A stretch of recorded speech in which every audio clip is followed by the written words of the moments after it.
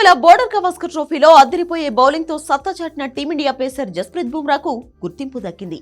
December నెలకు గాను ICC player of the month గా ఎంపికయ్యాడు. ఈ అవార్డుకి బుమ్రాతో పాటు Aussies captain Pat Cummins, South Africa seamer Dwayne Petersen కూడా నామినేట్ అయ్యారు. బుమ్రా డిసెంబర్లో ఆస్ట్రేలియా పర్యటనలో అద్భుతమైన బౌలింగ్ ప్రదర్శన కనబరిచాడు.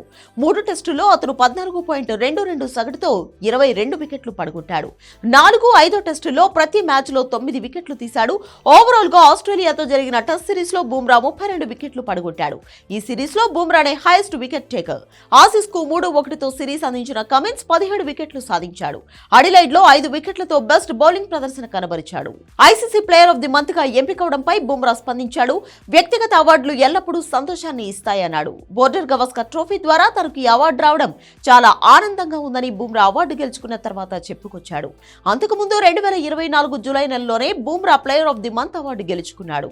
ఆస్ట్రేలియా ప్లేయర్ అన్నాబెల్ సదర్లాండ్ కూడా ఐసీసీ మహిళల ప్లేయర్ ఆఫ్ ది మంత్ అవార్డును ముద్దాడింది. టీమిండియా న్యూజిలాండ్ తో జరిగిన సిరీస్లో అదిరే ప్రదర్శన చేసి ఆకట్టుకుంది. ముఖ్యంగా న్యూజిలాండ్ పై సెంచరీ ఇన్నింగ్స్ ఆడి సత్తా చాటింది.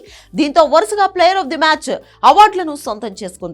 భారత ఓపెనర్ స్మృతి మందన డిసెంబర్లో ఈ అవార్డుకు నామినేట్ అయినప్పటికీ ఆమెకు నిరాశ మిగిలింది.